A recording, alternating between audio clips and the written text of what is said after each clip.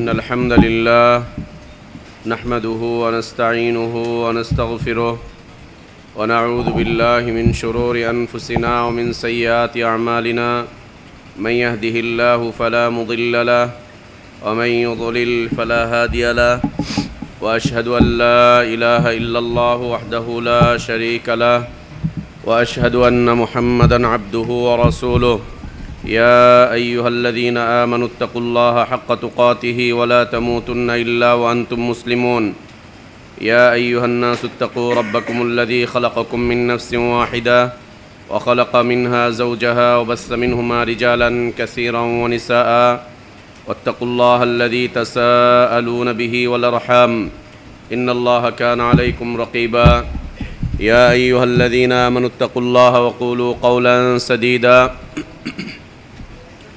يصلح لكم أعمالكم ويغفر لكم ذنوبكم ومن يطع الله ورسوله فقد فاز فوزا عظيما أما بعد فإن خير الحديث كتاب الله وخير الهدي هدي محمد صلى الله عليه وسلم وشر الأمور محدثاتها وكل محدثة بدعة وكل بدعة ضلالة وكل ضلالة في النار أعوذ بالله من الشيطان الرجيم بسم الله الرحمن الرحيم من جاء بالحسنة فله عشر أمثالها ومن جاء بالسيئة فلا يجزى إلا مثلها وهم لا يظلمون وقال سبحانه وما أمروا إلا ليعبدوا الله مخلصين له الدين حنفاء وقال سبحانه إن أريد إلا الإصلاح ما استطعت وما توفيقي إلا بالله عليه توكلت وإليه أنيب সমস্ত প্রশংসা যাবতীয় গুণগান একমাত্র কেবলমাত্র শুধুমাত্র আল্লাহ রব্বুল আলামিনের জন্য, যিনি আমাদেরকে মুসলিম করে সৃষ্টি করেছেন, যিনি আমাদের জন্য উত্তম হালাল রিজকের ব্যবস্থা করেছেন, যিনি আমাদেরকে বিশুদ্ধ হিদায়েতের পথে আহ্বান জানিয়েছেন, যিনি আমাদেরকে মৃত্যুদান করবেন, যিনি আমাদেরকে পুনরায় কিয়ামতের দিন তাঁর সামনে হিসাবের কাঠগড়ায় দাঁড় করাবেন এবং বিশুদ্ধ ঈমান বিশুদ্ধ আমলের ভিত্তিতে যিনি আমাদেরকে নাজাত আর জাযা দান করবেন, সেই আল্লাহরই প্রশংসা আদায় করছি, যিনি আমাদেরকে প্রতি জুমাবারের ন্যায় আজকেও দ্বীনি তালিমি মজলিসে একত্রিত হওয়ার তৌফিক দান করেছেন। আলহামদুলিল্লাহ। অসংখ্য অগণিত সালাত ও সালাম আমাদের প্রিয় নবী, প্রিয় রসুল, প্রিয় ইমাম, প্রিয় আদর্শ ব্যক্তিত্ব, একমাত্র আদর্শ কেন্দ্রীয় ব্যক্তিত্ব মুহাম্মদুর রাসূলুল্লাহ সাল্লাল্লাহু আলাইহি ওয়াসাল্লামের প্রতি আল্লাহ সুবহানাহু ওয়া তাআলা যাকে কল্যাণের আধার করে বিশ্ব মানবতার জন্য মুক্তির দূত করে পাঠিয়েছিলেন, যার আদর্শের বাস্তবায়ন করা প্রত্যেক জাতি ধর্ম বর্ণ নির্বিশেষে সকল শ্রেণী পেশার মানুষের জন্য ফরজ করে দেওয়া হয়েছে, যদিও তারা বিভিন্ন দল মত পথ তরিকা ইজম মাযহাব বিভিন্ন দিক বিদিক ছুটোছুটি করে নিজেরাই নিজেদেরকে ক্ষতিগ্রস্ত করে তুলছে। সে আদর্শ নবী, আদর্শ রসুল, আদর্শ ইমাম, আদর্শ দায়ী, আদর্শ ব্যক্তিত্বের প্রতি সালাত ও সালাম, যার আদর্শের বাস্তবায়ন প্রকৃত হিদায়েত, কল্যাণ, নাজাত আর সফলতার পথ। আল্লাহুম্মা সাল্লি আলা মুহাম্মদ وعلى آل محمد كما صليت على إبراهيم وعلى آل إبراهيم إنك حميد مجيد اللهم بارك على محمد وعلى آل محمد كما باركت على إبراهيم وعلى آل إبراهيم إنك حميد مجيد। সম্মানিত উপস্থিতি, আমরা প্রতি জুমাবারে আমাদের এই দার্সে এই সময়ে আমরা ইসলাম ও জাহেলিয়াতের দ্বন্দ্বের বিষয়বস্তু নিয়ে আলোচনা করি।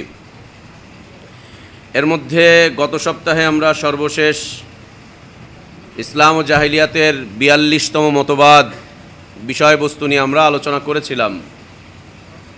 গত সপ্তাহে আমাদের আলোচনার বিষয়বস্তু ছিল আল্লাহ তাবারক ওয়া তাআলার মুলকের ক্ষেত্রে শিরক করা, আল্লাহ তাবারক ওয়া তাআলার রাজত্বের ক্ষেত্রে অংশীদার সাব্যস্ত করা। এক্ষেত্রে আমরা অগ্নিপূজকদের একটি আকীদা তা আমরা তুলে ধরতে চেষ্টা করেছিলাম এবং সেই জাহিলিয়াত বর্তমান তথাকথিত নামধারী মুসলিম সমাজে প্রবেশ করেছে আমরা তা তুলে ধরেছিলাম। সেই জাহিলিয়াত, যেই জাহিলিয়াতের বিরুদ্ধাচারণ আল্লাহ তাবারক ওয়া তাআলা করেছেন, যার বিরুদ্ধাচারণ মুহাম্মদ সাল্লাল্লাহু আলাইহি ওয়াসাল্লাম করেছিলেন, সেই জাহিলিয়াত বর্তমান আমাদের দেশে, পার্শ্ববর্তী দেশে, এমনকি মুসলিম সমাজগুলোতে, মুসলিম দেশগুলোতে সেই জাহিলিয়াত পরিপূর্ণভাবে প্রবেশ করে ফেলেছে। নেতৃত্বের ক্ষেত্রে, কর্তৃত্বের ক্ষেত্রে, ক্ষমতার ক্ষেত্রে, নেতৃত্ব, কর্তৃত্ব, ক্ষমতার ক্ষেত্রে সেই জাহিলিয়াত পরিপূর্ণভাবে প্রবেশ করেছে। যদিও এই নেতা, এই রাষ্ট্রপতি বা এদের আশপাশে অসংখ্য আলেম ওলামাদের অবস্থান রয়েছে, পদচারণা রয়েছে, এরপরেও তাদের মাঝে এই জাহিলিয়াত প্রবেশ করে ফেলেছে। আল্লাহ আমাদেরকে হিফাজত করেন, আমিন। জাহিলিয়াতের বিষয়বস্তু ছিল আল্লাহ তাবারক ওয়া তাআলার মুলুকিয়াতের ক্ষেত্রে অংশীদার সাব্যস্ত করা। আল্লাহই কল্যাণদাতা, আল্লাহই অকল্যাণদাতা। অকল্যাণ আল্লাহই দান করেন, আবার অকল্যাণ থেকে আল্লাহই নিজাত দান করেন। কর্তৃত্ব, নেতৃত্ব আল্লাহই দান করেন, আবার নেতৃত্ব, কর্তৃত্ব থেকে ওখান থেকে টেনে নিচে নামিয়ে আনেন আল্লাহ তাবারক ওয়া তাআলা, বা তাদেরকে তার থেকে বহিষ্কার করেন, নামিয়ে দেন আল্লাহ তাবারক ওয়া তাআলা। কল্যাণ অকল্যাণ সকল কিছুই আল্লাহর পক্ষ থেকেই আসে।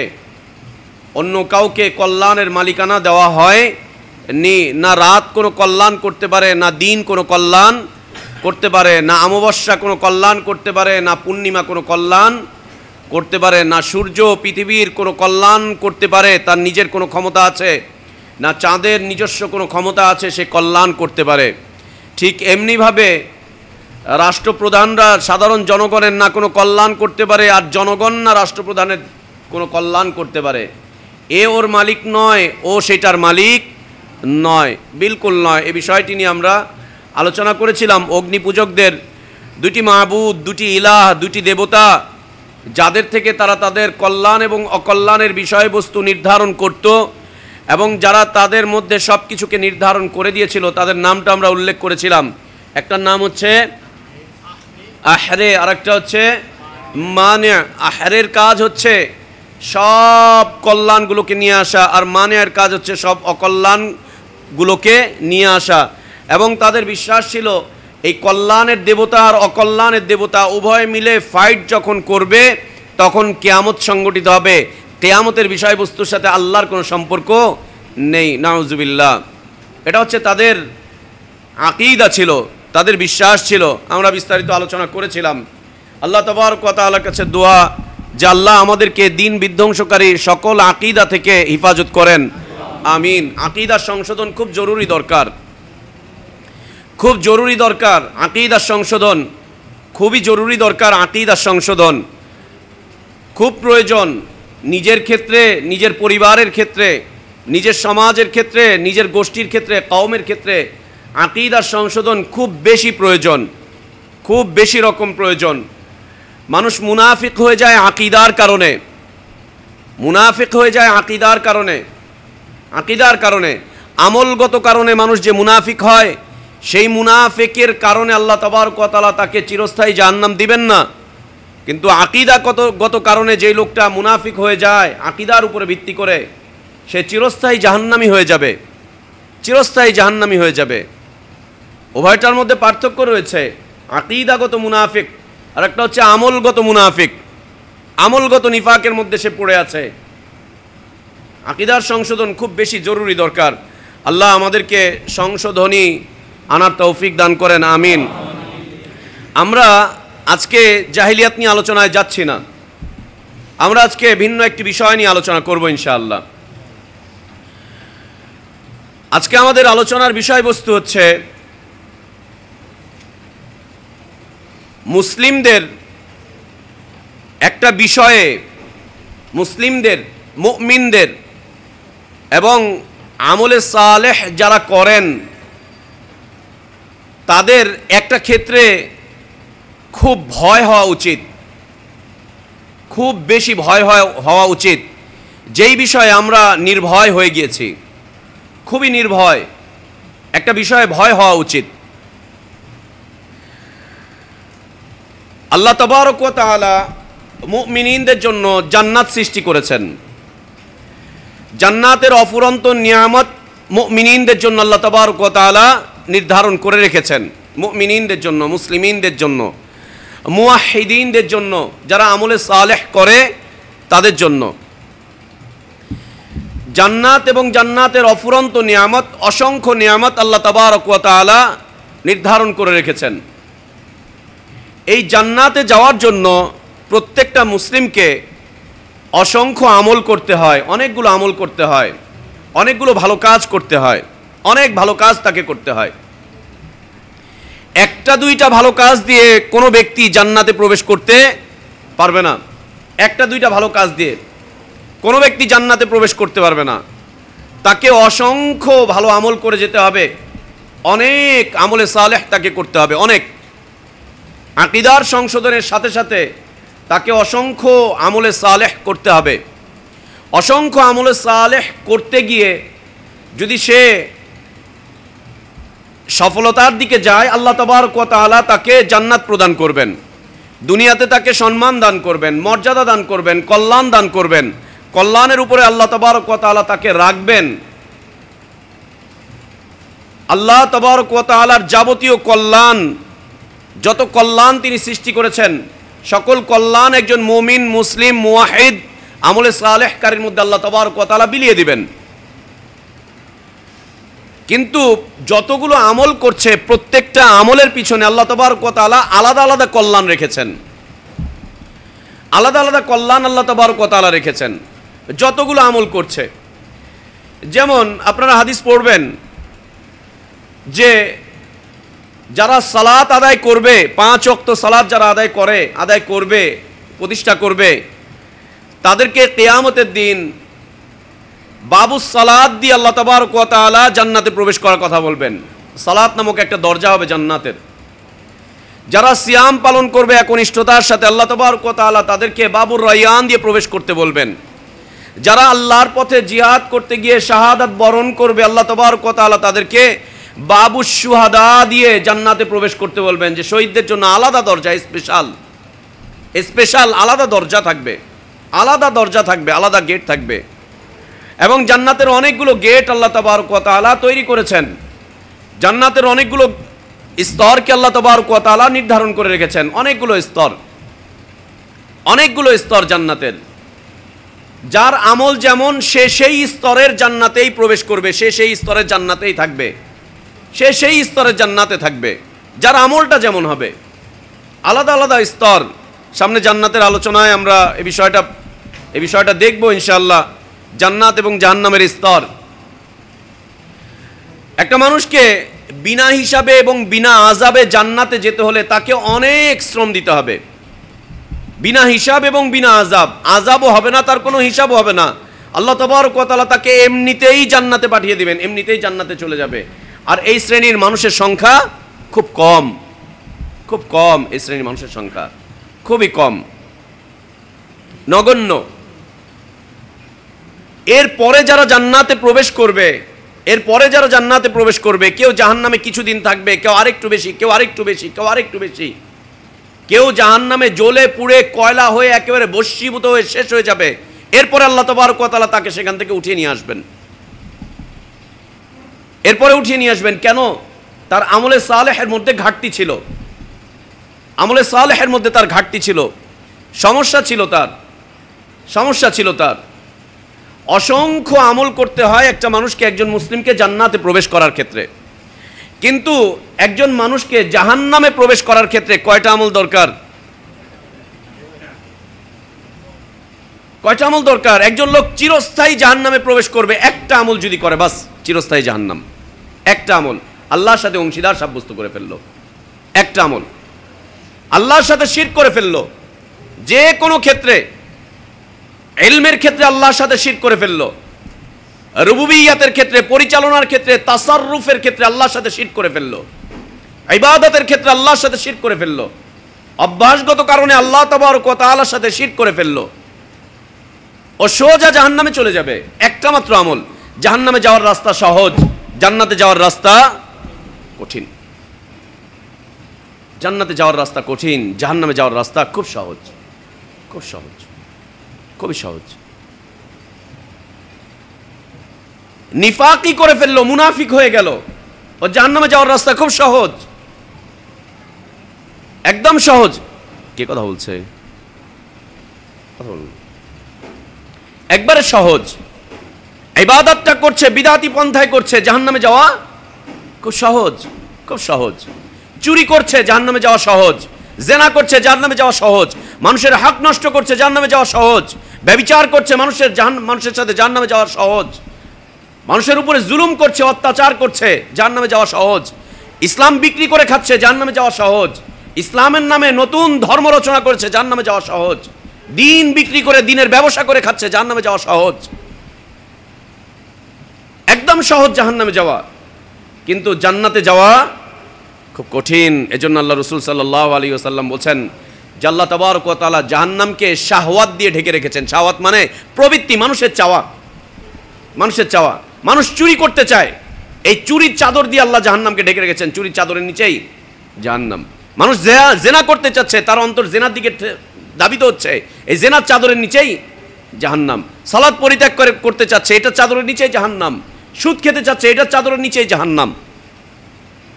হক নষ্ট করতে চাচ্ছে, এটার চাদরের নিচেই জাহান্নাম। আমর বিল মারুফ নাহি আনিল মুনকার থেকে বিরত থাকছে, এটার চাদরের নিচেই জাহান্নাম। অপসংস্কৃতিকে ধরে ধরে নিয়ে আসতেছে, এটার চাদরের নিচেই জাহান্নাম। সন্তানগুলোকে কুফফারদের দেওয়া সিলেবাসের উপরে পড়াশোনা করিয়ে মানুষ করছে, ওইটার চাদরের নিচে অবধারিত জাহান্নাম লুকিয়ে আছে। আপনার কাছে দেখতে ভালো লাগছে, অবধারিত জাহান্নাম ওইটার নিচে আছেই, আছেই। সন্তানকে ইসলামী শিক্ষার দিকে উদ্বুদ্ধ না করে কুফফারদের সিলেবাসকে আপনি এদেশে আরো বেশি উজ্জীবিত করতে চাচ্ছেন।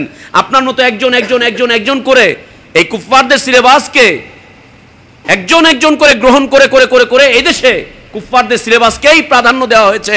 ইসলামের সিলেবাস এদেশ থেকে মরেই গিয়েছে বললে চলে। ওইটার নিচে জাহান্নাম। ওই সিলেবাসে পড়াশোনা করার পরে বিদেশে স্কলারশিপ পাচ্ছেন, অনেক টাকার মালিক হচ্ছেন, এটার নিচে জাহান্নাম। জাহান্নাম লুকায়িত আছে ওটার নিচে। ওটার বিপরীতে চাকরি পাচ্ছেন, ওর নিচে জাহান্নাম। ক্ষমতা পেয়েছেন, এই ক্ষমতার নিচে জাহান্নাম। যেটাই করছেন এর নিচে এর নিচে এর নিচে জাহান্নাম লুকিয়ে রয়েছে। আল্লাহ রাসূল সাল্লাল্লাহু আলাইহি ওয়াসাল্লাম বলেন, আল্লাহ তাবারক ওয়া তাআলা মানুষের চাহিদা দিয়ে, মানুষের চাহিদা দিয়ে, মানুষের আকর্ষণ দিয়ে জাহান্নামটাকে ঢেকে রেখেছেন। জাহান্নামের উপরে অনেক আকর্ষণ। সুন্দরী নারী আপনাকে আকর্ষণ করছে জাহান্নামের দিকে, দুর্নীতি আপনাকে আকর্ষণ করছে জাহান্নামের দিকে, গায়রুল্লাহর ইবাদত আপনাকে আকর্ষণ করছে জাহান্নামের দিকে, মানুষের তৈরি করা দিন ধর্মে আপনাকে আকর্ষণ করছে জাহান্নামের দিকে, জাহান্নামের দিকে। আজে বাজে বুজুর্গ আকাবির আর স্কলারদের আজে বাজে ফতোয়াগুলো কোরআন সুন্নাহর সাথে অমিল, ওইগুলো আপনাকে উদ্বুদ্ধ করছে জাহান্নামের দিকে, জাহান্নামের দিকে। জাহান্নামকে আল্লাহ তাবারক ওয়া তাআলা অনেক কিছু দিয়ে সাজিয়ে রেখেছেন, অনেক চাহিদা দিয়ে আল্লাহ সাজিয়ে রেখেছেন। আর রাসূল সাল্লাল্লাহু আলাইহি ওয়াসাল্লাম বলছেন, আর জান্নাতকে আল্লাহ তাবারক ওয়া তাআলা কষ্ট দিয়ে ঢেকে রেখেছেন, কষ্ট দিয়ে ঢেকে রেখেছেন,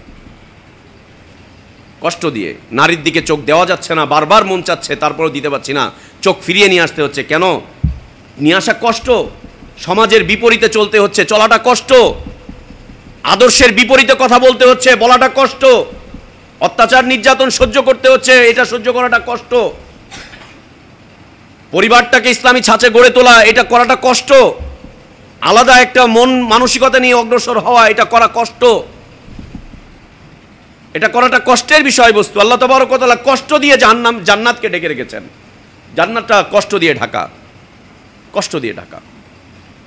আর এই কষ্ট কতদিন চলবে? কষ্ট করবেন কতদিন পর্যন্ত? কতদিন এই কষ্ট? মানুষের লোক লজ্জার গালিগালাজ, এইটা ওইটা সেইটা, এই কষ্টটা কতদিন? আল্লাহ তাবারক ওয়া তাআলা বলছেন, ইয়া আইয়ুহাল ইনসান, ও মানুষ, ইন্নাকা কাদিহুন, তোমার জন্য পরিশ্রম রয়েছে, অনেক কষ্ট রয়েছে তোমার জন্য। ও মানুষ, তোমার জন্য কষ্ট রয়েছে। আল্লাহ কষ্ট দিয়েছেন পৃথিবীর মানুষের জন্য, পরিশ্রম নির্ধারণ করে দিয়েছেন। অনেক পরিশ্রম রয়েছে তোমাদের জন্য, অনেক পরিশ্রম রয়েছে তোমাদের জন্য। কতদিন পর্যন্ত? ইলা রাব্বিকা কাদহান ফামুলাকি, তোমার রবের সাথে সাক্ষাৎ করার আগ পর্যন্ত কষ্ট।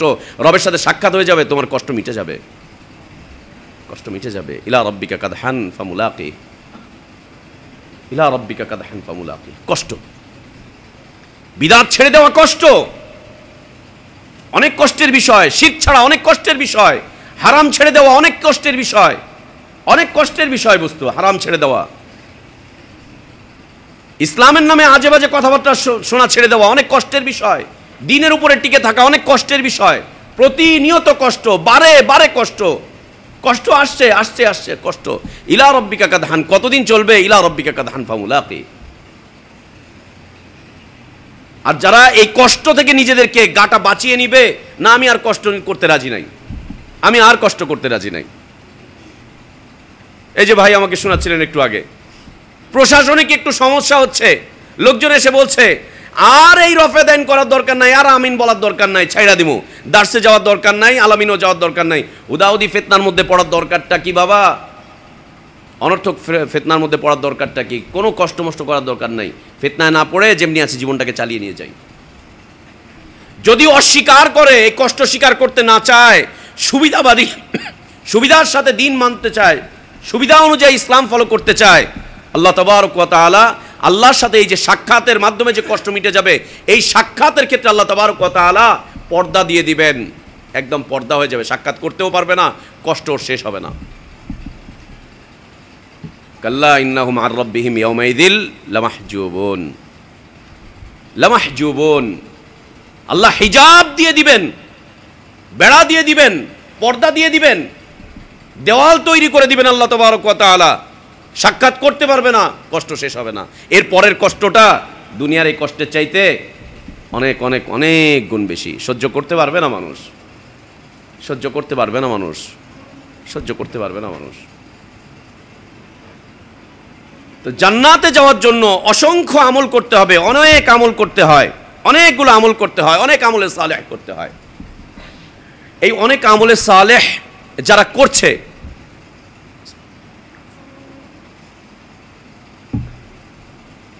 এই অনেক আমলে সালেহ যারা করছে, তারা, আমরা যারা দু চারটা আমলে সালেহ করছি, দু চারটা কাজ করার চেষ্টা করছি,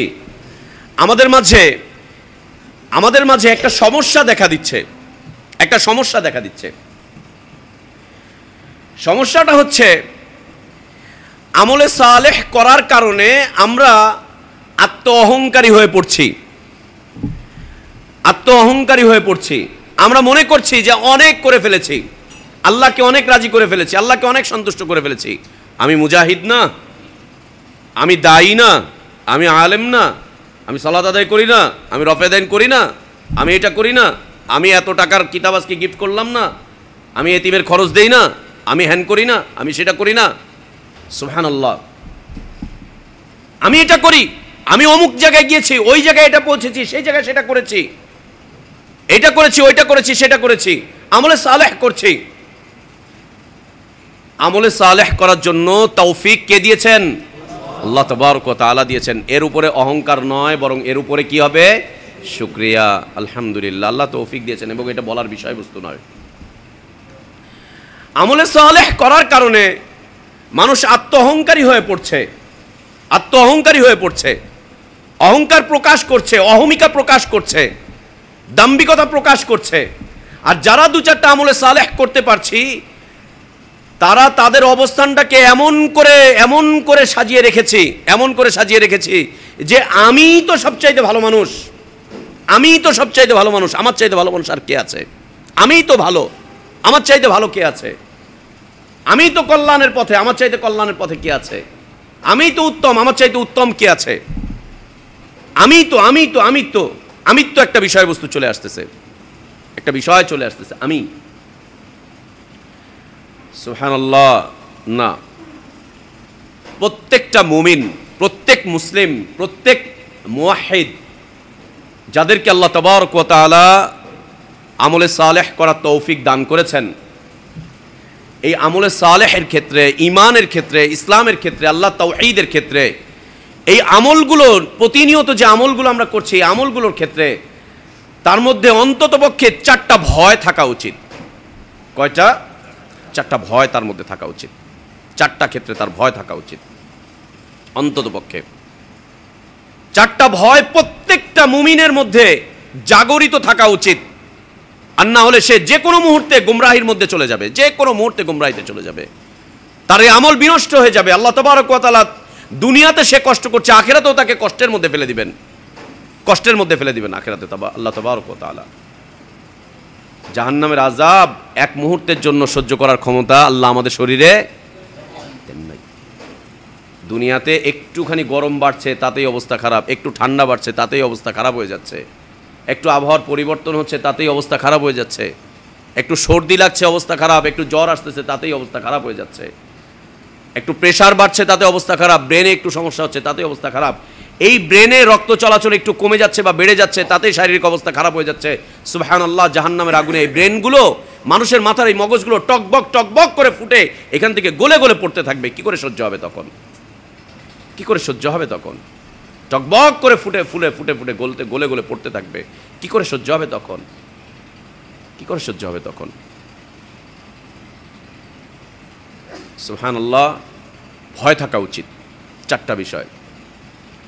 এক নম্বর, আমি যে কাজটা করছি এটা মাকবুল তো, এটা মাকবুল তো, আল্লাহ কবুল করছেন তো আমার এই কাজটা। আমি জুমা পড়ে আসলাম, আল্লাহ কবুল করেছেন কিনা, আল্লাহ কবুল করেছেন কিনা।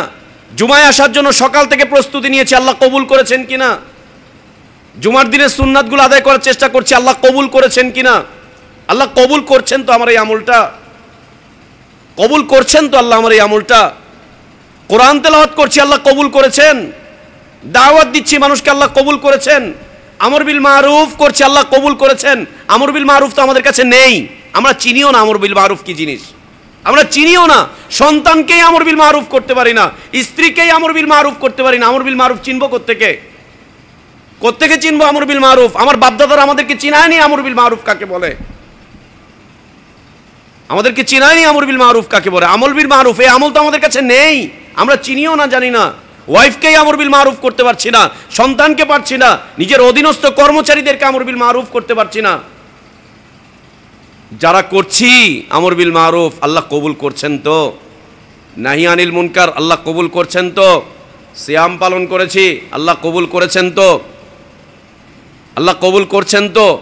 যা যা করছি আল্লাহর পথে খরচ করছি, আল্লাহ কবুল করছেন তো। এতিমের মাথায় হাত বুলাচ্ছি, আল্লাহ কবুল করছেন তো। বিররুল ওয়ালিদাইন করছি, আল্লাহ কবুল করছেন তো।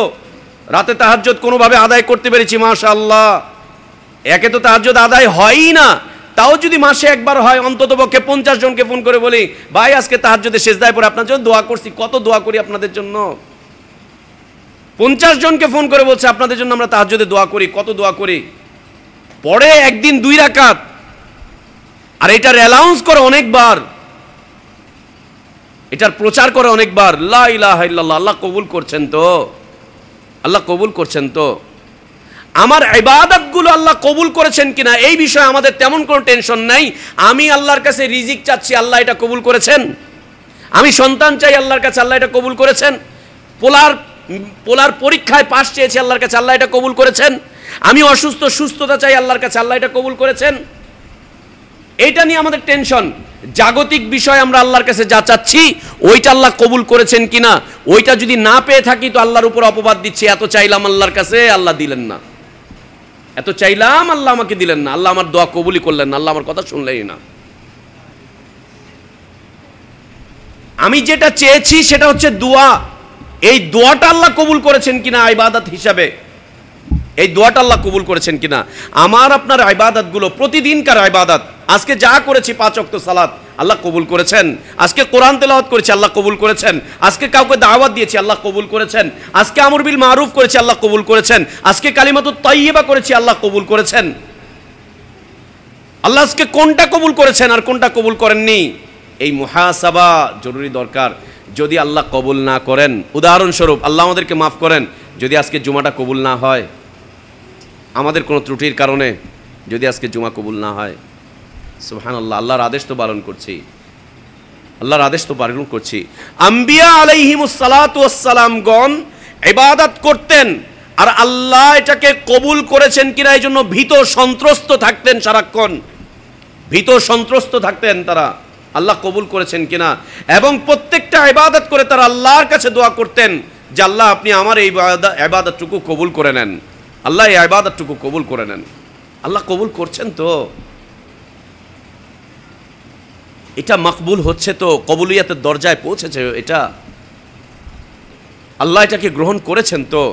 এই ভয় রাখা প্রত্যেকটা মুমিনের জন্য একান্ত প্রয়োজন যে আল্লাহ কবুল করেছেন তো। ইব্রাহিম আলাইহিস সালাতু ওয়াস সালাম, ইসমাইল আলাইহিস সালাতু ওয়াস সালাম উভয়ে মিলে বাইতুল্লাহ নির্মাণ করছেন, বাইতুল্লাহ নির্মাণ করছেন, ইটের উপরে ইট দিচ্ছেন, একটা ঘর তৈরি করছেন আল্লাহর আদেশে, একটা ঘর তৈরি করছেন আল্লাহর আদেশে। এই ঘরটা যখন তৈরি করছেন, তৈরি করার পরে প্রথম কথা বলছেন রব্বানা তাকাব্বাল মিন্না,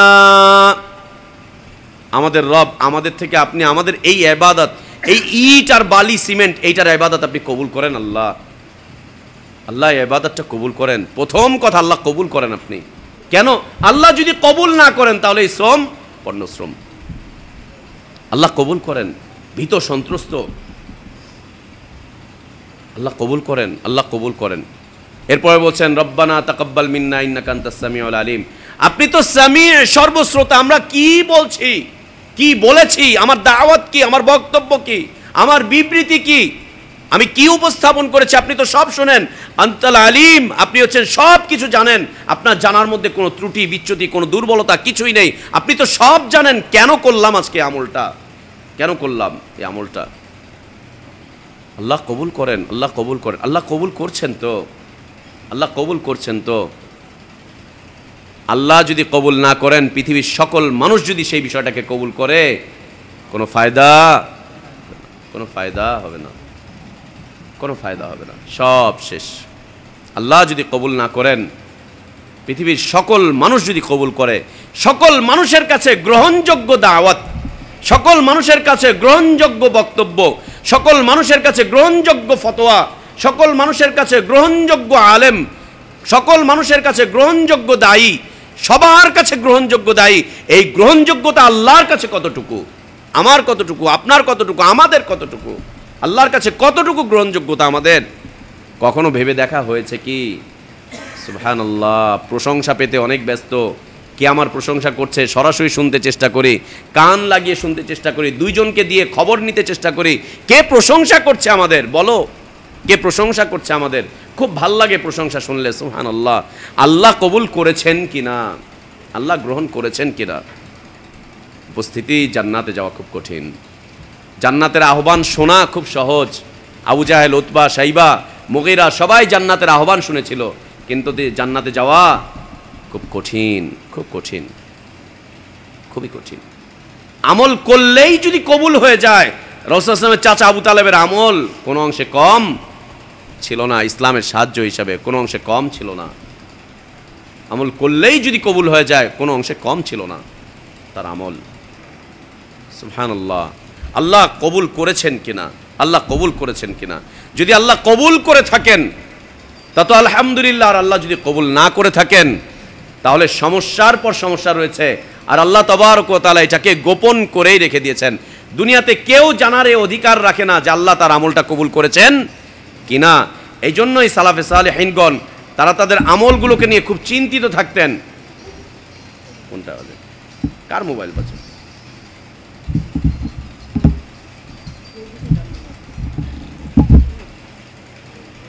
এজন্যই সালাফে সালেহিনগণ তাদের আমলগুলোকে নিয়ে খুব চিন্তিত থাকতেন, খুব চিন্তিত থাকতেন। আবু বকর রাদিয়াল্লাহু আনহু ওয়ারদা, বসো। আবু বকর রাদিয়াল্লাহু আনহু ওয়ারদা, আমিরুল মুমিনিন, খলিফাতুল মুসলিমিন, এই পৃথিবীতে রাসূল সাল্লাল্লাহু আলাইহি ওয়াসাল্লামের পরে এই উম্মতের সর্বশ্রেষ্ঠ ব্যক্তিত্ব হচ্ছেন আবু বকর রাদিয়াল্লাহু আনহু, সর্বশ্রেষ্ঠ ব্যক্তি। তিনি দোয়া করতেন, কাইফা হালি ইয়া ইলাহি লাইসা লি খায়রুল আমাল, আমার আল্লাহ, আমার মাবুদ, আমার ইলাহ, আমার কি অবস্থা হবে, আমার তো কোনো ভালো কাজ নেই, আমার কোনো আমল আপনার কাছে কবুল হয়েছে এই মর্মে আমার কাছে কোনো জ্ঞান নেই, আমার তো কোনো ভালো আমল নেই যে আমল দিয়ে আমি আপনার কাছে নাজাত পাবো, মুক্তি পাবো, এমন কোনো ভালো আমল তো আমি করতে পারিনি। কি হবে আমার, কি হবে আমার, কাইফা হালি ইয়া ইলাহি, আমার ইলাহ, আমার মাবুদ, আমার কি অবস্থা হবে, আমার তো কোনো ভালো কাজ নেই, কোনো ভালো আমল নেই, কি হবে আমার। জাদা তাআতি কালিল, আল্লাহ আমি যা আমল করেছি এই আমল হচ্ছে অল্প, এই আমল হচ্ছে অল্প, আমার জীবনে পাপ অনেক বেশি। আবু বকর রাদিয়াল্লাহু আনহুর মতো মানুষ যদি এই কথা বলতে পারেন, আমরা কোথায়, আমরা কোথায়? কোথায় আমাদের অবস্থান? কোথায় আমাদের অবস্থান? প্রত্যেক নবী রাসূল আল্লাহ তাবারক ওয়া তাআলার কাছে আমল করার পরে আল্লাহর কাছে কবুলিয়াতের দোয়া করেছেন। আল্লাহ যা করছি কবুল করেন, আল্লাহ যা করছি কবুল করেন, আল্লাহ যা করছি কবুল করেন। যাদের অন্তরে এই ভয়টুকু আছে আল্লাহ তাবারক ওয়া তাআলা তাদের থেকে ইবাদত কবুল করবেন। যাদের অন্তরে এই ভয়টুকু আছে তাদের থেকে আল্লাহ ইবাদত কবুল করবেন। আল্লাহ বলছেন সূরা মাইদার আয়াত 27 নম্বর আয়াত, ইন্নামা ইয়াতাকাব্বালুল্লাহু মিনাল মুত্তাকিন। আল্লাহ এই ভীত সন্ত্রস্ত মানুষগুলোর ইবাদতই কবুল করে থাকেন। যারা কবুলিয়াতের বিষয় নিয়ে আল্লাহর কাছে ভীত সন্ত্রস্ত থাকে তাদের ইবাদত আল্লাহ তাবারক ওয়া তাআলা কবুল করে থাকেন, তাদেরটাই কবুল করে থাকেন। দ্বিতীয় বিষয়বস্তু, যত ইবাদত আমি আপনি করছি, যেটাই করছি প্রকাশ্যে করি, গোপনে করি, জামাতবদ্ধভাবে করি, একাকী করি, পারিবারিকভাবে করি, সামাজিকভাবে করি, রাতে করি, দিনে করি, নিজের দেশে থেকে করি অথবা দেশের বাইরে গিয়ে কোনো স্থানে গিয়ে করি, যত ইবাদত আমি করছি এই ইবাদতটা মুনাফিকদের খাতায় চলে যাচ্ছে না তো? আমি এই ইবাদতের মাধ্যমে আমার নামের লিস্ট মুনাফিকদের খাতায় চলে যাচ্ছে না তো? মুনাফিকের খাতায় আমার নামের লিস্ট চলে যাচ্ছে না তো? রিয়া চলে আসতেছে না তো? আমার এই ইবাদতের মাধ্যমে রিয়া চলে আসতেছে না তো? এই ভয় যে এটার মাধ্যমে আমার মধ্যে রিয়া প্রবেশ করছে না তো? সুবহানাল্লাহ। সাহাবীদের নিজেদের বক্তব্য, ইয়া রাসূলুল্লাহ আমি মুনাফিক হয়ে যাচ্ছি, ইয়া রাসূলুল্লাহ আমার মধ্যে মুনাফিক আচরণ চলে আসছে। একজন সাহাবী আরেকজন সাহাবীর কাছে ভীত সন্ত্রস্ত থাকতেন যে আমার নামের লিস্ট কি মুনাফিকদের নামের সাথে চলে এসেছে? আমার নামের লিস্ট কি চলে এসেছে মুনাফিকদের খাতায়? ভাই আমার ব্যাপারে তুমি কি জানো বলো তো? আমার ব্যাপারে কি ইঙ্গিত দেওয়া হয়েছে? আমার ব্যাপারে কি ইঙ্গিত দেওয়া হয়েছে? এই উম্মতের সেরা ব্যক্তিত্বদের মন্তব্য হচ্ছে আমাদের নামের লিস্ট কি মুনাফিকদের খাতায় চলে এসেছে? রিয়াকারদের নামের সাথে আমাদের নামের লিস্ট কি উঠে গিয়েছে?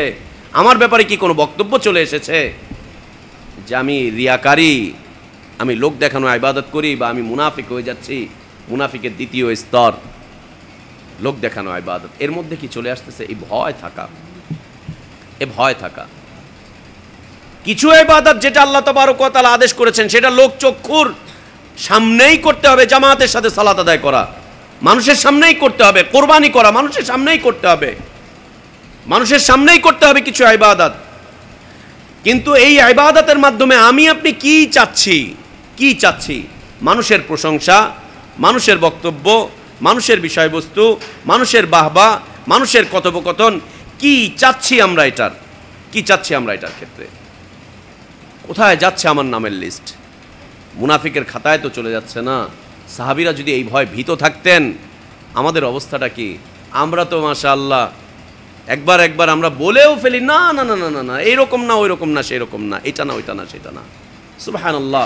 আল্লাহর রাসূল সাল্লাল্লাহু আলাইহি ওয়াসাল্লাম তার সাহাবীদেরকে বলছেন, আখওয়াফু মা আখাফু আলাইকুম আশ-শিরকুল আসগর। এই সাহাবীরা তোমাদের ব্যাপারে আমি সবচাইতে বেশি ভয় করছি ছোট শিরকের ক্ষেত্রে। তোমরা বড় শিরকের মধ্যে পতিত হবে এই আশঙ্কা আমার নেই। তোমরা আল্লাহকে ছেড়ে দিয়ে দরগা খানকার ইবাদত করবে এই আশঙ্কা আমার নেই। তোমরা আল্লাহকে ছেড়ে দিয়ে চাঁদ আর সূর্যের ইবাদত করবে এই আশঙ্কা আমার নেই। তোমরা আল্লাহর আইন ছেড়ে দিয়ে গায়রুল্লাহর আইনের দিকে ধাবিত হবে এই আশঙ্কা আমার নেই। আমি আশঙ্কা করছি না যে তোমরা শিরকে আকবারের মধ্যে পতিত হবে, তবে আমি তোমাদের ব্যাপারে সবচাইতে বেশি ভয় করছি যে তোমরা ছোট শিরকের মধ্যে চলে না যাও, পতিত না হয়ে যাও, ছোট শিরকের মধ্যে পড়ে না যাও। সাহাবীরা জিজ্ঞেস করলেন, সেটা আবার কি ইয়া রাসূলুল্লাহ ছোট শিরক? আল্লাহ রাসূল সাল্লাল্লাহু আলাইহি ওয়াসাল্লাম বলছেন, আর রিয়া। প্রশংসা শুনতে খুব ভালো লাগে। কার না ভালো লাগে প্রশংসা শুনতে? কার না ভালো লাগে প্রশংসা শুনতে? কার না ভালো লাগে প্রশংসা শুনতে? কে না ভালো চায় প্রশংসা? যে আমার একটু প্রশংসা করা হোক, আমার ব্যাপারে একটু গুণগান করা হোক, আমার ব্যাপারে একটু বলা হোক, এই হোক সেই হোক। সুবহানাল্লাহ, সুবহানাল্লাহ। এই ভয় রাখা।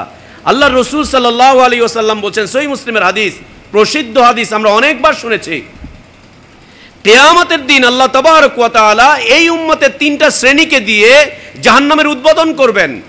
এই উম্মতের তিনটা শ্রেণীর মানুষকে দিয়ে, যারা সালাত আদায় করেছে, যাকাত আদায় করেছে, যারা বাইতুল্লাহর হজ করেছে, যারা আমর বিল মারুফ করেছে, নাহি আনিল মুনকার করেছে, যারা মানুষকে আল্লাহর পথে দাওয়াত দিয়েছে, যারা আল্লাহর পথে লড়াই করতে করতে শাহাদাত বরণ করেছে, এই উম্মতে তিনটা শ্রেণীর মানুষকে দিয়ে আল্লাহ তাবারক ওয়া তাআলা জাহান্নাম প্রজ্বলিত করবেন, জাহান্নামের উদ্বোধন করবেন তিন শ্রেণীর মানুষকে দিয়ে।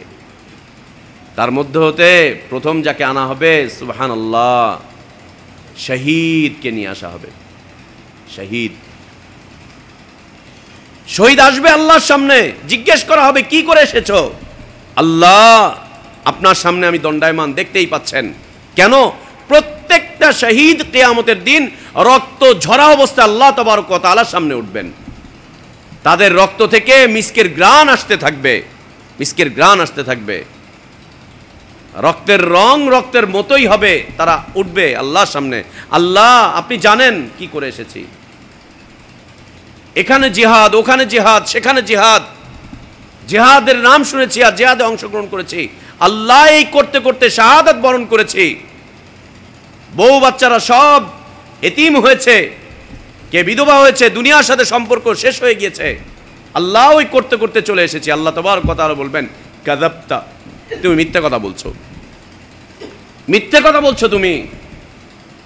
তুমি তোমার এই জিহাদের মাধ্যমে, এই শাহাদাতের মাধ্যমে মানুষের শ্রুতি মধুর কথা শুনতে চেয়েছিলে। মানুষ তোমাকে বীর বিক্রম বলবে, বীর সেনানী বলবে, মানুষ তোমাকে মুজাহিদ বলবে, আমিরুল মুজাহিদিন বলবে, মানুষ তোমাকে এটা বলবে, ওইটা বলবে, ওইটা বলবে।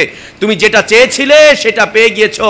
মালাইকাদেরকে বলবে, ইযহাবু বিহি ইলান নার, ওকে জাহান্নামে উল্টো করে নিয়ে চলে যাও, জাহান্নামে নিক্ষেপ করে দেওয়া হবে, জাহান্নামে ফেলে দেওয়া হবে তাকে। আরেকজনকে আনা হবে, কি করে এসেছো? আল্লাহ, তুমি অনেক নিয়ামত দিয়েছিলে, সম্পদ দিয়েছিলে, ডান হাতে দান করেছি, বাম হাতে দান করেছি, সকালে দিয়েছি, বিকালে দিয়েছি, প্রকাশ্যে দিয়েছি, গোপনে দিয়েছি। আল্লাহ, দান করতে করতে করতে করতে কখনো কাউকে না করিনি, পুরোটাই বিলিয়ে দিয়েছি আল্লাহ, পুরোটাই বিলিয়ে দিয়েছি আল্লাহ। আল্লাহ তাবারক ওয়া তাআলা বলবেন, কাযাবতা, তুমি মিথ্যা কথা বলছো। সম্পদ আল্লাহর রাস্তায় খরচ করা খুব কঠিন বিষয়, খুব কঠিন বিষয়। নিজের কামাই করা পয়সা গরিব মিসকিনদের কাছে পৌঁছে দেওয়া খুব কঠিন বিষয়, খুবই কঠিন বিষয়। আল্লাহ দিয়েছি, সব বিলিয়ে দিয়েছি। আল্লাহ বলবেন যে মিথ্যা কথা বলছো। তুমি মানুষের কাছে প্রশংসা চেয়েছিলে, তুমি পেয়ে গিয়েছো। ইযহাবু বিহি ইলান নার, একে জাহান্নামে ফেলে দিয়ে আসো, জাহান্নামে ফেলে দেওয়া হবে। আরেকজনকে আনা হবে, কি করে এসেছো? আল্লাহ, মুহাদ্দিস ছিলাম, মুফতি ছিলাম, দায়ী ছিলাম, কারি ছিলাম, কোরআন পড়িয়েছি, দাওয়াত দিয়েছি। আল্লাহ, এত ব্যস্ততা, শিডিউল, এইখানে প্রোগ্রাম, ওইখানে প্রোগ্রাম, খাওয়া নাই, দাওয়া নাই, এই নাই, সেই নাই, জুলুম, অত্যাচার, কত কিছু আল্লাহ সহ্য করে এসেছি। মানুষের কত বদনাম, কত কিছু, কত লাঞ্ছনা, সব সহ্য করে এসেছি। একজন আলেম, একজন দায়ী, একজন কারি সাহেব বলবেন, আল্লাহ তাবারক ওয়া তাআলা বলবেন যে তুমি মিথ্যা কথা বলছো। তুমি এর মাধ্যমে দুনিয়া কামনা করেছিলে, দুনিয়া পেয়ে গিয়েছো। পয়সা চেয়েছিলে, পয়সা পেয়েছো। এর মাধ্যমে সুনাম চেয়েছিলে, সুনাম পেয়েছো।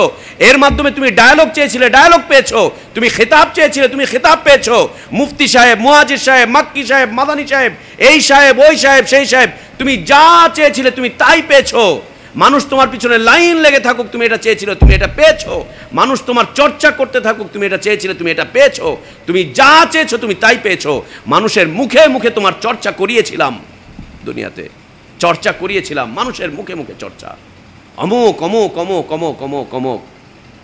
তুমি যা চেয়েছিলে তুমি তা পেয়েছো। মালাইকাদেরকে বলবেন, ইযহাবু বিহি ইলান নার। আল্লাহ, ওই বদনসিবদের থেকে আমাদেরকে হেফাজত রাখেন। আল্লাহ আমাদেরকে ওই বদনসিবদের অন্তর্ভুক্ত না করেন। আল্লাহ আমাদেরকে ওই বদনসিবদের অন্তর্ভুক্ত না করেন। আল্লাহ আমাদেরকে রিয়াকারী থেকে বাঁচান, লোক দেখানো ইবাদত থেকে আল্লাহ আমাদেরকে বাঁচান। আল্লাহুম্মা আমিন। জাহান্নাম দাউ দাউ করে জ্বলতে থাকবে, দাউ দাউ করে জ্বলতে থাকবে। এই তিন শ্রেণীর মানুষকে দিয়ে আল্লাহ তাবারক ওয়া তাআলা জাহান্নামকে উঝলাবেন কিয়ামতের দিন, উঝলাবেন। রিয়ার ভয়, প্রতিটা মুহূর্তে রিয়ার ভয়, প্রতিটা মুহূর্তে রিয়ার ভয়। আর আল্লাহর দ্বীনের জন্য যা করছি, ইবাদত যা করছি, এর মাধ্যমে দুনিয়ার কোনো বিষয়বস্তু কামনা নয়, দুনিয়ার কোনো বিষয়বস্তু কামনা নয়, দুনিয়ার কোনো বিষয়বস্তু কামনা নয়। যা করছি এর বদলে আল্লাহ যা দিবেন তা তো নির্ধারিত হয়েই আছে। আল্লাহর কাছে শুধু বলা, আল্লাহ কবুল করে নেন। আর রিয়াকারী থেকে আল্লাহ বাঁচান, আল্লাহ রিয়াকারী থেকে বাঁচান, রিয়া থেকে আল্লাহ আপনি আমাদেরকে বাঁচান। 3 নম্বর বিষয়বস্তু, 3 নম্বর বিষয়বস্তু, আমলটা, যে আমল আমি আপনি করছি, এ আমল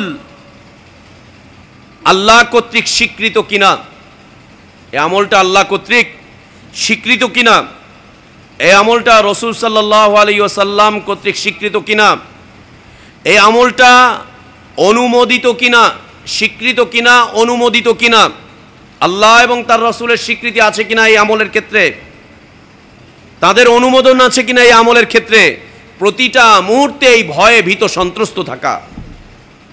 যা করছি এটা অনুমোদন আছে কিনা। ওয়াজ মাহফিল করব, দিনী প্রোগ্রাম করব, ভিডিও ক্যামেরা নিয়ে ঘুরছি, অনুমোদন আছে কিনা।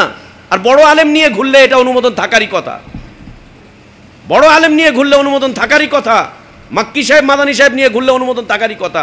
এত বড় আলেম নিয়ে ঘুরবে, এটা অনুমোদন ছাড়া হয় নাকি।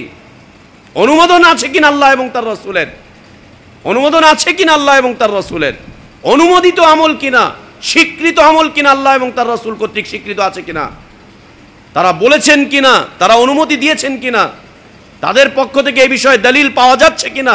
হতে পারে বড় স্কলার করে, বড় আলিম করে, বড় দায়ী করে, বড় ব্যক্তিত্বরা করে, সারা পৃথিবীর সকল আলেমরা মিলে করে এই ইবাদত, সকল আলেম মিলে করে এই ইবাদত, সকল আলেমের আকীদা এটা, হতে পারে সব আলেমের আকীদা এটা। তো আল্লাহ এবং তার রসুল কর্তৃক অনুমোদিত কিনা, আল্লাহ এবং তার রসুল কর্তৃক অনুমোদিত কিনা। সুবহানাল্লাহ, তাদের অনুমোদন। আহমদ ইবনে হাম্বল রাহিমাহুল্লাহ একটা মাসালা নিয়ে সারা পৃথিবীর সকল মৌলবী, স্কলার, মুহাজির, মুফতি, মক্কি যা আছে সবার বিপরীতে একটা মাসালায় সারা পৃথিবীর সকল মৌলবীর বিপরীতে দাঁড়িয়ে গেলেন। একটা মাত্র মাসালা, দেশ এবং দেশের বাইরের সব মৌলবী মুফতি সাহেবরা এসে ফতোয়া দিচ্ছে যে আহমদ ইবনে হাম্বল যা বলছে এটা ঠিক না। আমরা সবাই মিলে ইজমা হয়ে গেলাম, ফতোয়া দিলাম এই বিষয়টাই ঠিক। আহমদ ইবনে হাম্বল রাহিমাহুল্লাহ বলছেন, তোমরা যে কথা বলছো এই বিষয়ে স্বীকৃতি আছে কিনা, একটা দলিল কোরআন থেকে দাও, একটা দলিল সুন্নাহ থেকে দাও। কোরআন অথবা সুন্নাহ থেকে একটা দলিল উপস্থাপন করো, আল্লাহ এবং তার রসুল কর্তৃক স্বীকৃত কিনা। তোমরা যে আকীদা করছো, যে আকীদা রাখছো, যে বিশ্বাস তোমরা রাখছো, যে কথা তোমরা বলছো, এই বিষয়টা কোরআন এবং সুন্নাহ কর্তৃক স্বীকৃত কিনা। একটা দলিল নিয়ে আসো। তোমাদের মতো এত বড় বড় মুফতি সাহেব দেখার বিষয়বস্তু নয়, এত বড় বড় আলেম ওলামা দেখার বিষয়বস্তু নয়, কারা দিচ্ছ এটা দেখার বিষয়বস্তু নয়। অনুমোদন একটা নিয়ে আসো। কোনো অনুমোদন নেই। মৌলবীরা তাকে আপোষ করার জন্য অনুরোধ করছে। আরে এত নির্যাতন সহ্য করছেন, রাষ্ট্রীয় নির্যাতন একটু বেশিই হয়ে থাকে। এত নির্যাতন সহ্য করছেন, এই হচ্ছে, ওই হচ্ছে, সেই হচ্ছে। আপনার মতো একজন মানুষ জেলের মধ্যে আপনি পড়ে থাকবেন কেন? বাইরে আসলে আপনার কত খেদমত হবে, এই হবে, সেই হবে। মৌলবীরা গিয়ে তাকে আপোষ করার জন্য অনুরোধ করছে। একজন অপরিচিত অপরাধী একজন ব্যক্তি, যিনি ওই কয়েদখানায় ছিলেন, অপরাধী একজন ব্যক্তি, অপরিচিত একজন ব্যক্তি এসে বলছে, ইমাম সাহেব, সারা দেশের সব মানুষ আপনার দিকে তাকিয়ে আছে, আপনি ভেসে যাবেন না আপনি কোরআন সুন্নাহর উপরে অটল অবিচল থাকবেন? আপনি আপোষ করবেন না দলিলের উপরে থাকবেন? ইমাম সাহেব, আজকে যে ফতোয়া দিবেন চিরদিন পৃথিবীর মানুষের কাছে এটা টিকে থাকবে। ইমাম সাহেব, আমি একজন অপরাধী, আমি আশা করছি আপনি কোরআন সুন্নাহর উপরে টিকে থাকবেন, কারো কোনো কথা শুনবেন না, কারো কথা শুনবেন না আপনি। ইমাম সাহেব, অনুমোদিত বিষয় আপনার মুখ থেকে আমরা শুনতে চাচ্ছি। অনুমোদিত কিনা আমলটা, যেই আমলই করছি, রাতের আমল অনুমোদিত কিনা, দিনের আমল অনুমোদিত কিনা, প্রকাশ্য আমল অনুমোদিত কিনা, অপ্রকাশ্য আমল অনুমোদিত কিনা, দাওয়াত অনুমোদিত কিনা, ওয়াজ মাহফিল অনুমোদিত কিনা, কিতাব লিখে বিক্রি করে রয়্যালটি খাওয়া অনুমোদিত কিনা, ওয়াজ মাহফিল করে টাকা খাওয়া অনুমোদিত কিনা, আল্লাহ এবং তার রসুল কর্তৃক অনুমোদিত কিনা, না ফতোয়া কর্তৃক অনুমোদিত? কোনটা দিয়ে অনুমোদন এসেছে কোনটার মাধ্যমে? কে অনুমোদন দিয়েছেন? অনুমোদন দাতা কে? অনুমোদনের মালিক কে? কোত্থেকে এটার স্বীকৃতি পেয়েছেন? এর স্বীকৃতি কে দিয়েছে আপনাকে? কোথাকার স্বীকৃতি এটা? এই স্বীকৃতির ভয়, আমি যা করছি আমি তার অনুমোদন আছে কিনা। আজকে খুতবায় শুনছিলাম না, ওমর রাদিয়াল্লাহু আনহু বলছেন, কোত্থেকে তুমি এই কথা বলছো?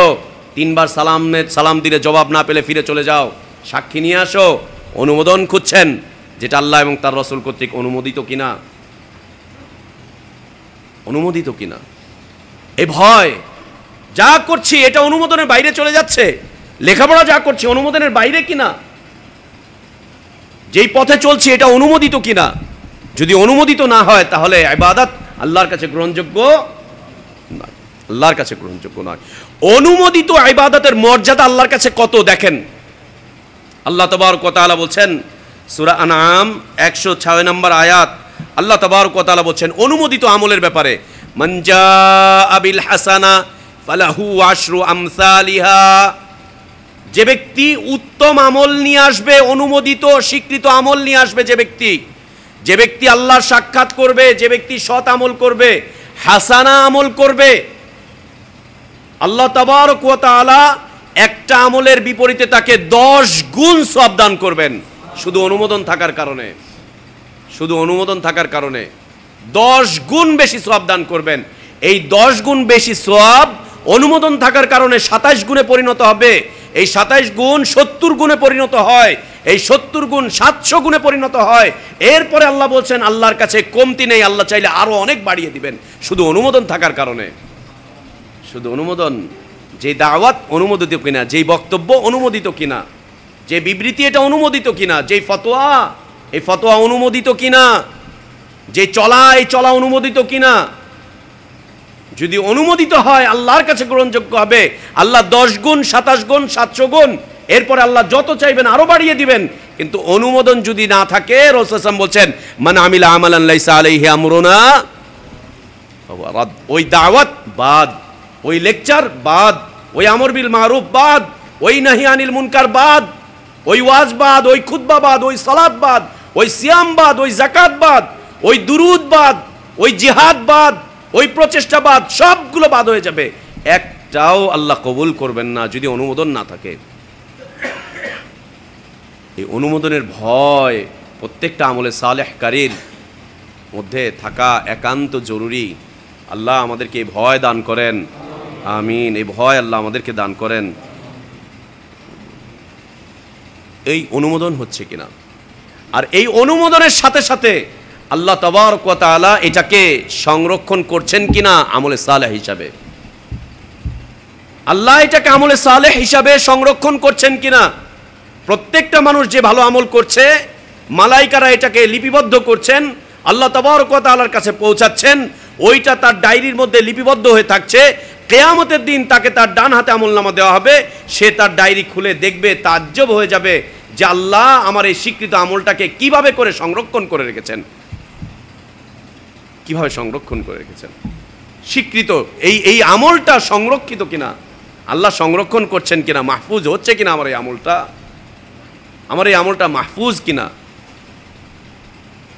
এই ভয় থাকা যে আল্লাহ এটাকে সংরক্ষণ কি হিসাবে করছেন, আমার ডান হাতের আমল হিসাবে না বাম হাতের আমল হিসাবে, এই আমলটা আমাকে ডান হাতে দেওয়া হবে না বাম হাতে দেওয়া হবে, এই আমলের হিসাবটা সহজ হবে না এই আমলের হিসাবটা কঠিন হয়ে যাবে, এই আমলটা সংরক্ষণ রাখা হবে না এই আমলটা উল্টো আমার দিকে ছুঁড়ে মেরে দেওয়া হবে, কোনটা করা হবে।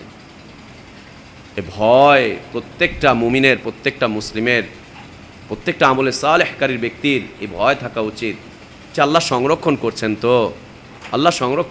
তো, আমি পাবো তো এটা ডান হাতে, আমি দেখতে পাবো তো, এর মাধ্যমে আমি খুশি হব তো, এর মাধ্যমে আমার সন্তুষ্টি থাকবে তো, আমি পাবো তো এর মাধ্যমে। সুবহানাল্লাহ। চতুর্থ বিষয়বস্তু আনুগত্য, আল্লাহ এবং তার রসুলের আনুগত্য। এই আনুগত্যের ক্ষেত্রে, ইবাদতের ক্ষেত্রে ব্যর্থ হয়ে যাওয়ার ভয়, আনুগত্যের ক্ষেত্রে ব্যর্থতার ভয়। আমরা বারবার জানি আনুগত্য আল্লাহ এবং তার রসুলের করতে হবে, কোনো আলেমের আনুগত্য চলবে না, কোনো আলেম, কোনো ব্যক্তি, কারো আনুগত্য চলবে না, আনুগত্য করতে হবে আল্লাহ এবং তার রসুলের। এই আনুগত্যের ক্ষেত্রে আমরা ব্যর্থ হয়ে যাচ্ছি না তো, ব্যর্থতার ভয়, ব্যর্থ হয়ে যাচ্ছি না তো। সুবহানাল্লাহ। ব্যর্থতা আমাদেরকে চতুর্দিক থেকে ঘিরে নিয়েছে, একজন মুসলিম বাবা হিসাবে আল্লাহর আনুগত্যের ক্ষেত্রে আমি ব্যর্থ, একজন মুসলিম বাবা হিসাবে আল্লাহর আনুগত্যের ক্ষেত্রে আমি ব্যর্থ, আমি আমার সন্তানটাকে আল্লাহর আনুগত্যে বড় করতে পারছি না, আমি ব্যর্থ। এই ব্যর্থতার ভয় আমাকে আপনাকে কোনোদিন নাড়া দেয় না, কোনোদিন নাড়া দেয় না, কোনোদিন নাড়া দেয় না। একজন মুসলিম বাবা হিসাবে আল্লাহর আনুগত্যের ক্ষেত্রে ব্যর্থতার ভয়, একজন মুসলিম হাজবেন্ড হিসাবে, স্বামী হিসাবে আল্লাহর আনুগত্যের ক্ষেত্রে ব্যর্থতার ভয়, ব্যর্থতার ভয়। আমি আমার ওয়াইফকে আমর বিল মারুফ করতে পারছি তো, আল্লাহর আনুগত্যের ক্ষেত্রে তাকে আমি ডাকতে পারছি তো, তার সাথে আমি আল্লাহর আনুগত্যমূলক আচরণ করতে পারছি তো, তাকে সালাতের হুকুম, তাকে যাকাতের হুকুম করতে পারছি তো, তাকে হিজাবের হুকুম করতে পারছি তো, তার কণ্ঠটাকে আরো নিচু করার জন্য আদেশ করতে পারছি তো, তাকে আমি ফুল টাইম ইসলামের মধ্যে থাকার জন্য আমি আদেশ করতে পারছি তো। একজন আদর্শ স্বামী হিসাবে ব্যর্থতার ভয়, ব্যর্থতার ভয়। আমরা ব্যর্থ এই ক্ষেত্রে, আমরা এক্ষেত্রে ব্যর্থ। স্ত্রীর একটা বাঁকা মুখের হাসি আমাদের অন্তরটাকে কেড়ে নিয়ে চলে গিয়েছে, ভুলেই যাই যে ও আল্লাহ এবং তার রসুল বিরোধী পথে আছে, আল্লাহ এবং তার রসুল বিরোধী পথে আছে, ভুলেই যাই, ভুলেই যাই। একজন আদর্শ স্বামী হিসাবে আনুগত্যের ক্ষেত্রে ব্যর্থতা, আনুগত্যের ক্ষেত্রে ব্যর্থতা। আবার ব্যর্থতা আবার উল্টো দিক দিয়েও আছে। ওয়াইফ দিন মানতে চায়, ওয়াইফ ইসলাম ফলো করতে চায়, ওয়াইফ রাসূলুল্লাহ সাল্লাল্লাহু আলাইহি ওয়াসাল্লামের সুন্নাহ ফলো করতে চায়, ওয়াইফ আল্লাহর আনুগত্য করতে চায়, স্বামী সেখানে বাধা হয়ে দাঁড়ায়। ওয়াইফ দলিলের উপরে চলতে চায়, স্বামী সেখানে বাধা হয়ে স্কলারদেরকে দলিল হিসাবে উপস্থাপন করে।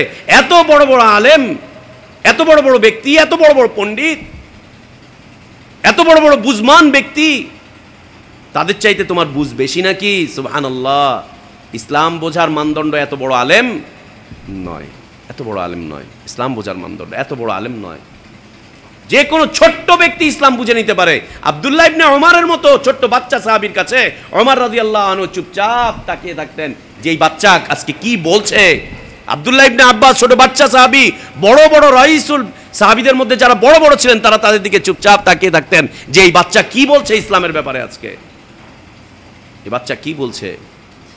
যে কোনো মানুষের অন্তরকে আল্লাহ খুলে দিতে পারেন। খুলে দেওয়ার পরে একটা মাসালা অনেক বড় বড় আলেমরা নাও বুঝতে পারে, ছোট্ট একটা বাচ্চা ব্যক্তি, ছোট্ট একটা মানুষ, সে নারী হোক পুরুষ হোক, তার বুঝে আল্লাহ তাবারক ওয়া তাআলা এনে দিতে পারেন। আমাদের ব্যর্থতা, ওর আনুগত্যে আমি বাধা হয়ে দাঁড়াচ্ছি, ওর আনুগত্যে আমি বাধা হয়ে দাঁড়াচ্ছি, ওর আনুগত্যে আমি অসন্তোষ প্রকাশ করছি। সন্তান ইসলাম মানতে চায়, বাবা মানতে দিতে চায় না। স্ত্রী ইসলাম মানতে চায়, স্বামী মানতে দিতে চায় না। একজন দুইজন নারীর এক্ষেত্রে এরকম অবস্থা নাকি? অসংখ্য নারী এদেশের ইসলাম ফলো করতে চায়, হাজবেন্ডরা তাদের ক্ষেত্রে বাধা, বাধা। ওয়াইফ বাজারে যেতে চায় না, হাজবেন্ড তাকে জোর করে বাজারে টাকা দিয়ে যায়, তুমি করে নিও, আমি অফিসে চলে গেলাম। ওয়াইফ জুমায় আসতে চায়, আসতে দেয় না। ওয়াইফ ঈদের মাঠে যেতে চায়, যেতে দেয় না। না, যাওয়া যাবে না, যাওয়া যাবে না। কত বাধা, সুবহানাল্লাহ। এই আজকে আসার সময় আব্দুর রহমানকে দেখাচ্ছিলাম একটা মসজিদের গেটে সাইনবোর্ডে লেখা মহিলাদের প্রবেশ নিষেধ এই মসজিদে। মহিলা আনুগত্য করতে চায়, আল্লাহর বাধা, সুবহানাল্লাহ। ব্যর্থতার ভয়, ব্যর্থতার ভয়। একজন হাজবেন্ড হিসাবে আমরা ব্যর্থ, একজন সন্তান হিসাবে বিররুল ওয়ালিদাইনের ক্ষেত্রে আমরা ব্যর্থ, মা বাবার সাথে ভালো আচরণ করতে পারছি না। একজন আলেম হিসাবে আমরা ব্যর্থ, একজন দায়ী হিসাবে আমরা আল্লাহর আনুগত্যের ক্ষেত্রে ব্যর্থ, আল্লাহর আনুগত্যের ক্ষেত্রে ব্যর্থ। আলেম ওলামাদের মুখ ছোটে না দুনিয়া কামাই করা ছাড়া, কলম উঠে না দুনিয়া কামাই করা ছাড়া, ধান্দা ছাড়া কোনো কিছুই চলে না, ফাসেকি কাজ ছাড়া কোনো কিছুই চলে না। সুবহানাল্লাহ। সামনে একটা আলোচনা আসবে ইসলাম বোঝার নীতিমালা। আমরা ইসলাম বুঝবো কি করে? সবাই তো কোরআনের কথা বলে, সবাই তো হাদিসের কথা বলে, সবাই তো হাদিসের কথা বলে, সবাই তো বলে।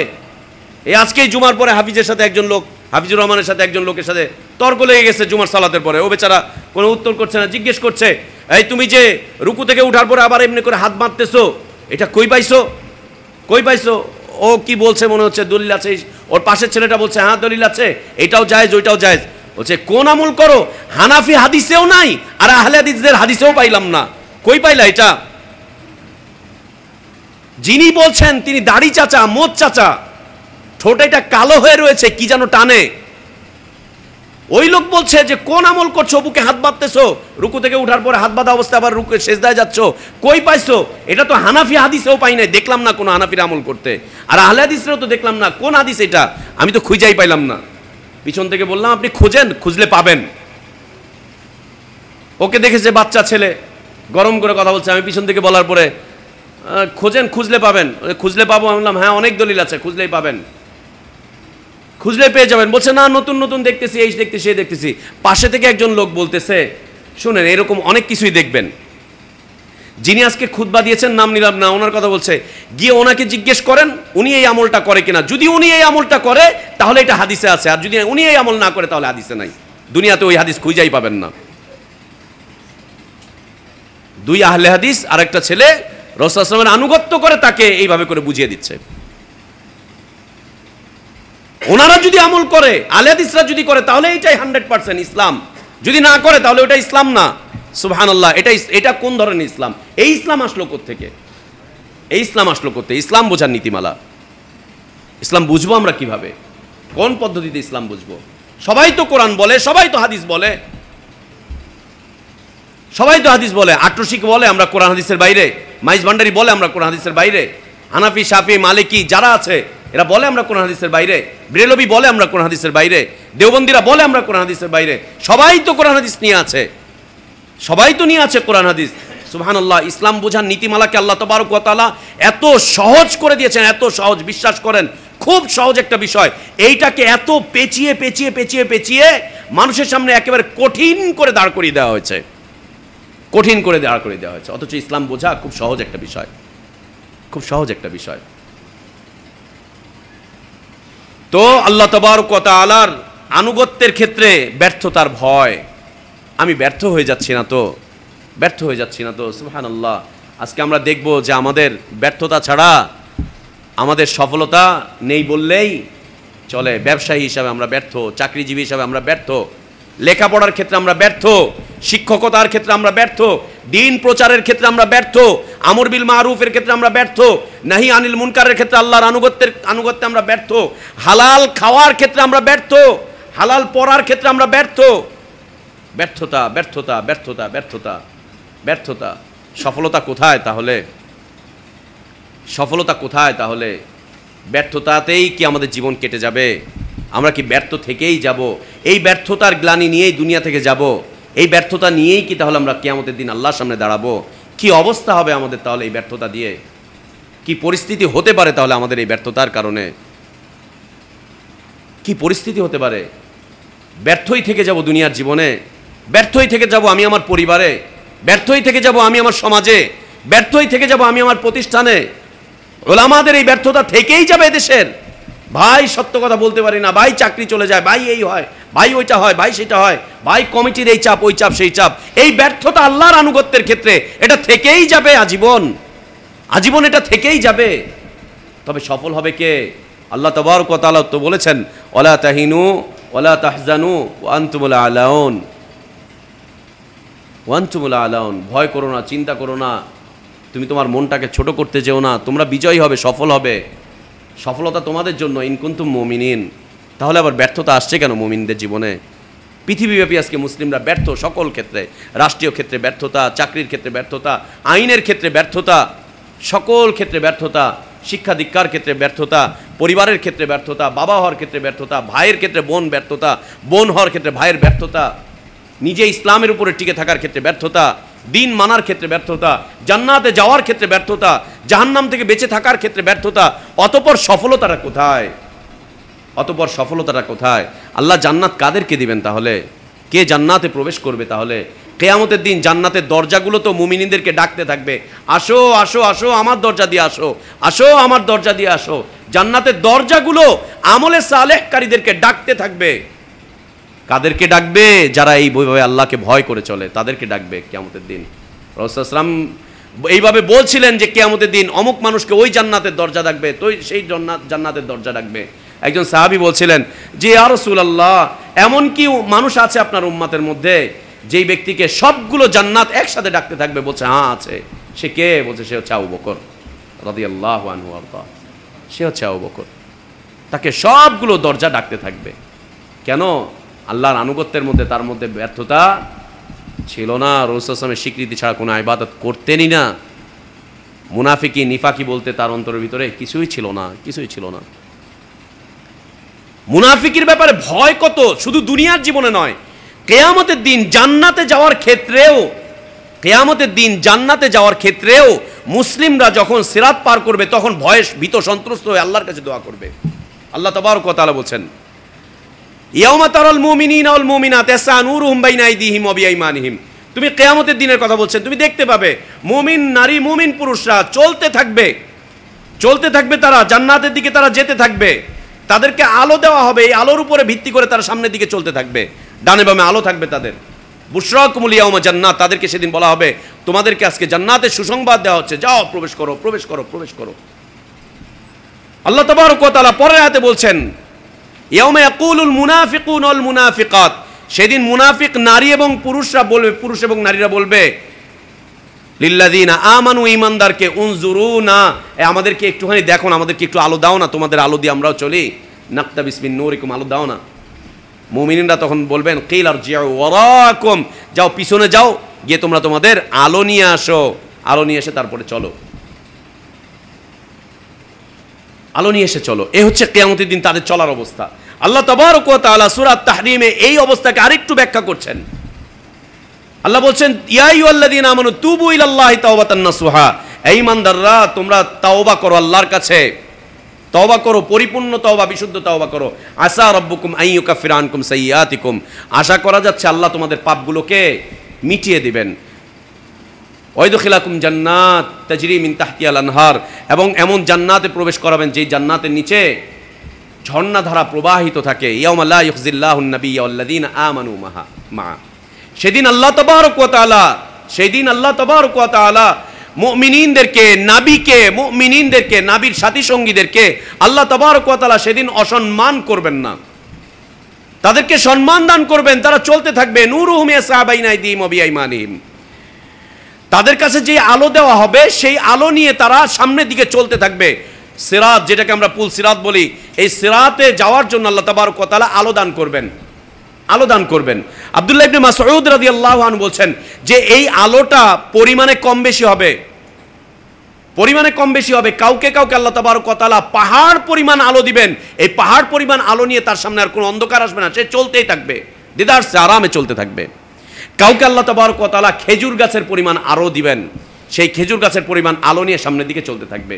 কাউকে আল্লাহ তাবারক ওয়া তাআলা এই আঙ্গুলে আলো দান করবেন, আঙ্গুলে, এই আঙ্গুলো নিয়ে আলো নিয়ে যখন চলতে থাকবে, এই যখন চলছে সামনের দিকে হঠাৎ করে আলো নিভে যাবে, আর সে ওখানে দাঁড়িয়ে পড়ে মুমিনিনদেরকে বলবে যে আমাদেরকে একটু আলো দাও না, আমরা তোমাদের সাথে সাথে একটু যাই। মুমিনিনরা বলবেন যে পিছে যাও, গিয়ে আবার আলো নিয়ে আসো, আলো নিয়ে এসে তারপরে সামনের দিকে চলো। এই যখন এই লোকের আলোটা নিভে যাবে, তখন সামনে যে মুমিনরা থাকবে, যাদেরকে আল্লাহ অনেক আলো দিয়েছেন চলার জন্য, এরা ভয় ভীত সন্ত্রস্ত হয়ে পড়বে।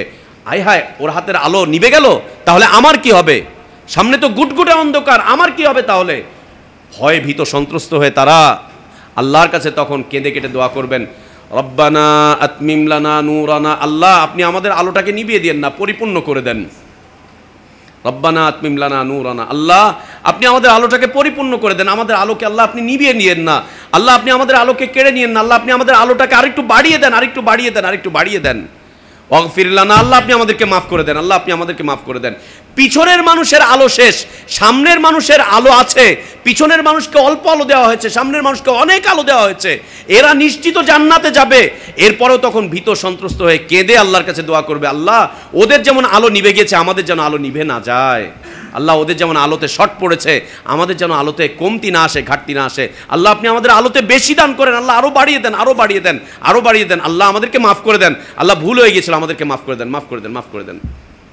কিয়ামতের দিন ওখানেও কাঁদতে থাকবে, ওখানেও কাঁদতে থাকবে। ভয় ভয় ভয়, আল্লাহর ভয়। আল্লাহ ইবাদতটুকু কবুল করলেন কিনা, ইবাদতটুকু কবুল করলেন কিনা, এই ইবাদত স্বীকৃত কিনা, এই ইবাদত আল্লাহ সংরক্ষণ করছেন কিনা, এই ইবাদত আমার আপনার ডান হাতে দেওয়া হবে কিনা, এই ইবাদতের হিসাব নিকাশ সহজ হবে কিনা, এই ইবাদত আমার আপনার মধ্যে আবার পিছনে ছুঁড়ে মেরে দেওয়া হবে কিনা, এই ইবাদতের আলো নিভিয়ে দেওয়া হবে কিনা, এই আলো মিটে যাবে কিনা, এই আলোটা মিটে যাবে কিনা।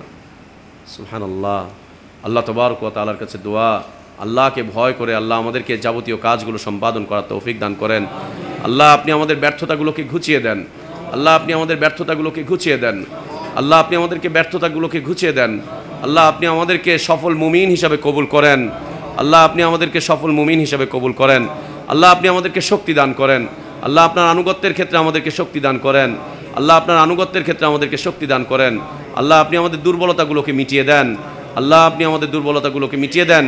আল্লাহ আমাদেরকে পরিপূর্ণভাবে আপনার এবং আপনার রসুলের আনুগত্য করার তৌফিক দান করেন। আল্লাহ আপনি আমাদের এই ছোটোখাটো ইবাদতগুলোকে কবুল করেন।